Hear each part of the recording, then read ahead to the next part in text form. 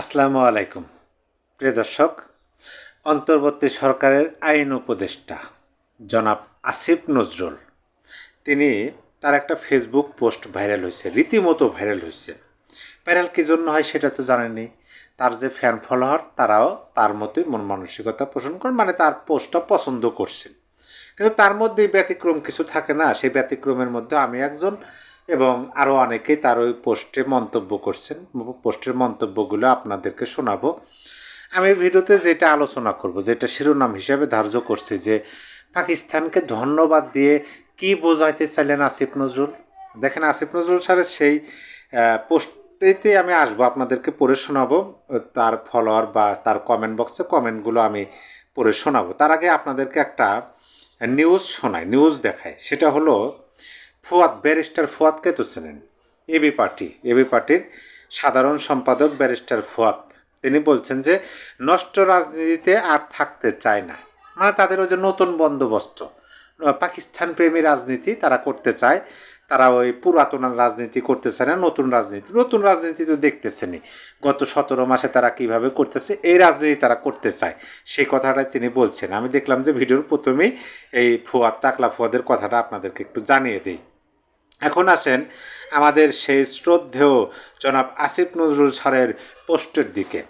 Asif Nazrul sir একটা post করছেন, আমি যে মুহূর্তে ভিডিও করতেছি এখন থেকে প্রায় 4 ঘন্টা আগে।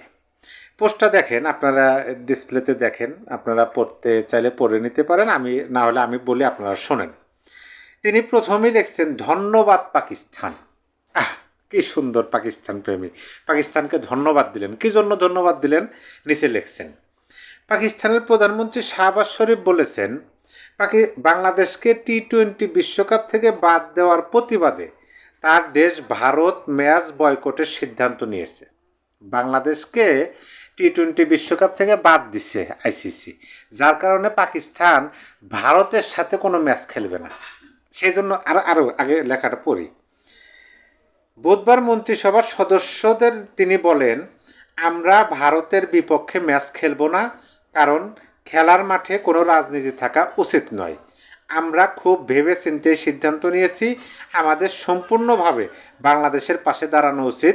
আমি মনে করি এটি খুবই উপযুক্ত সিদ্ধান্ত। অর্থাৎ এই আসিফ নজরুল স্যার তিনি মনে করতেছেন এটি খুবই উপযুক্ত সিদ্ধান্ত, বা শাহবাজ শরীফও মনে করতেছেন উপযুক্ত সিদ্ধান্ত, সেই জন্য তাদেরকে ধন্যবাদ দিচ্ছেন। দেখেন কি উপযুক্ত সিদ্ধান্ত, বাংলাদেশের পাশে দাঁড়ালো। কিভাবে দাঁড়ালো আপনি একটু ভাবুন।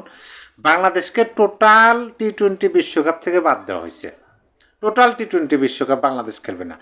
এখন সেইটার প্রতিবাদ হিসেবে বাংলাদেশের পাশে দাঁড়ানো দেখায় তারা ভারতের সাথে শুধু ম্যাচ খেলবে না, মানে টি-20 বিশ্বকাপ খেলবে। বিশ্বকাপ তারা বয়কট করে নেয়, বর্জন করলো না। তারা কি করলো, ভারতের সাথে ম্যাচ খেলবে না। যদি পুরো বিশ্বকাপটি তারা বয়কট করতো বা খেলতো না পাকিস্তান, তাহলে কিন্তু একটা চাপ, প্রেশার প্রয়োগ হতো আইসিসিতে। কিন্তু তারা শুধু ভারতের সাথে ম্যাচ খেলবে না। কী জন্য খেলবে না সেটা হয়তো বা আপনি একটু হলেও অনুমান করতে পারছেন।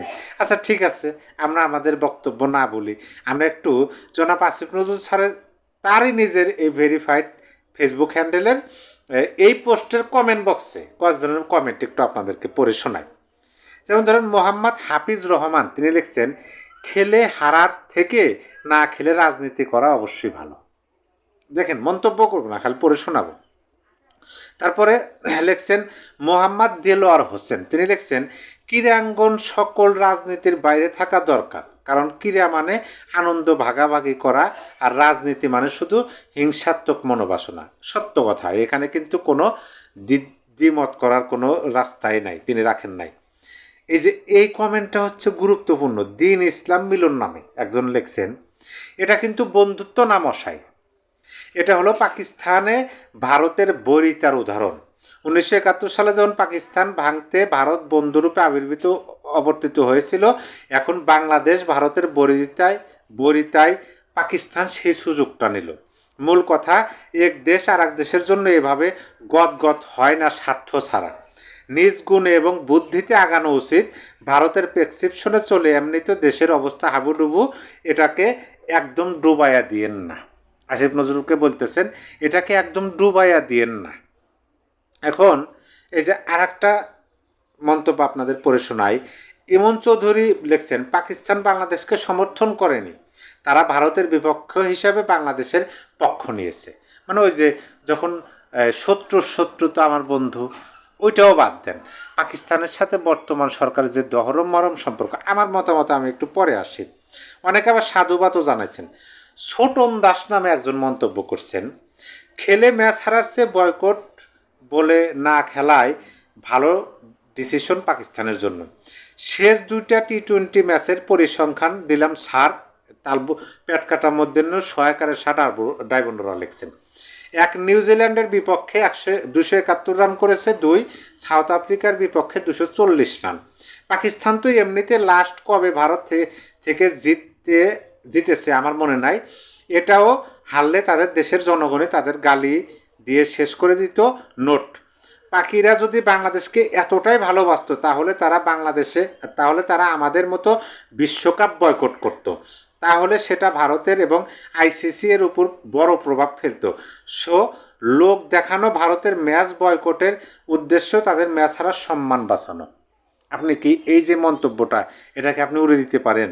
একবারে যথার্থ যৌক্তিকতার সাথে কিন্তু তুলে ধরছেন।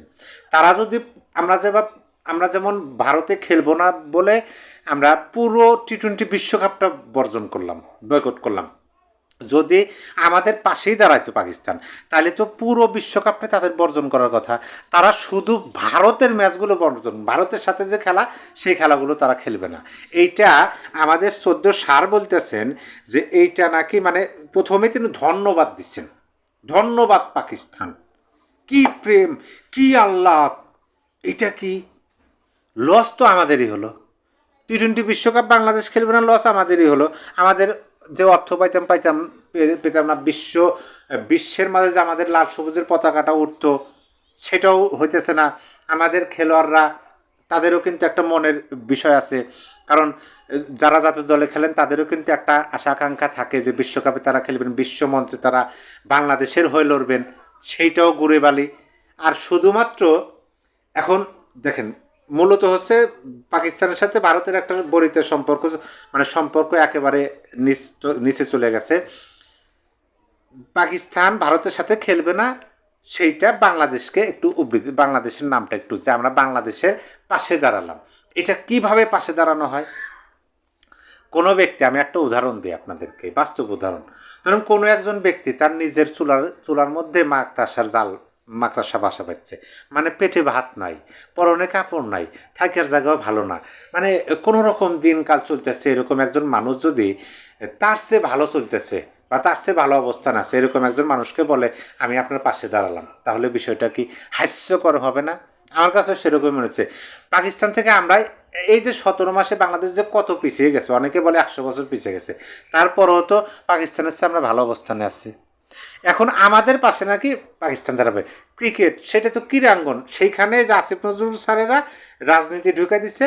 আমি মানে সত্যিকার অর্থে আমার মোটেও ভালো লাগে নাই যে একজন উপদেষ্টা হয়ে, হ্যাঁ তিনি ব্যক্তি হিসাবে বলতে পারতেন, তিনি তো এখন পর্যন্ত উপদেষ্টা, যদিও তার লাল পাসপোর্ট জমা দিয়েছেন, তিনি উন্নত রাষ্ট্রের ভিসার জন্য সবুজ পাসপোর্ট নেওয়ার জন্য আবেদন করছেন, তারপরে তো এখনও তিনি উপদেষ্টা থাকাকালীন, মন্ত্রণালয়ের দায়িত্বে থাকাকালীন, রাষ্ট্রীয় একটা দায়িত্বে থাকাকালীন এরকম যে দেশটা আমাদের শোষণ করছে, সেই দেশটাকে এরকম ধন্যবাদ জানানো। আর অবাক করা হলো যে হাহারি একটার চেয়ে তার লাভ রেট বেশি, এবং সেখানে সাধুবাদ জানানো অনেকে কমেন্ট করছেন। দেখেন এই যে তার মন্তব্যটা বা এই পোস্টটার 4 ঘন্টায় 106K লাইক, তার মানে বোঝেন যে কত লক্ষ মানুষ এই পোস্টটা পড়ছেন। 2.3K আপনার হচ্ছে কমেন্ট, আর 1.3K হচ্ছে শেয়ার। এই 2.3K যে কমেন্ট, এর মধ্যে দেখবেন যে অনেকেই বাহবা দিতেছে। তাহলে ভাবুন যে কোন দিকে নিয়ে যাচ্ছে এরা দেশটাকে। প্রিয় দর্শক, আপনার মূল্যবান মতামত অবশ্যই কমেন্ট বক্সে জানিয়ে দিবেন। তবে আমি শেষে এই কথাটাই বলবো, আমাদের মানে সকল কিছুতে এরা একেবারে নতুন বন্দোবস্তের মধ্যে ফেলে দিচ্ছে। সম্প্রতি ক্রিকেটটাকেও নতুন বন্দোবস্তের মধ্যে ফেলে দেয়, একেবারে ক্রিকেটটাকেও ডুবাইয়া দিল। যদিও জানি না ভবিষ্যতে এর প্রভাব কতটুকু পড়বে, তবে ভালো কিন্তু করে না। আসিফ নজরুল স্যার, এই যে যুব ক্রীড়া মন্ত্রণালয়ের উপদেষ্টা, তিনি কিন্তু, বা ওই যে অন্য আসিফ বা ওই যে ফারুক, তারাও কিন্তু মোটেই ক্রিকেটের জন্য ভালো কিছু করে নাই। অবশ্যই আপনার মূল্যবান মতামত কমেন্ট বক্সে লিখে দেবেন। সবাই ভালো থাকবেন। আল্লাহ হাফেজ।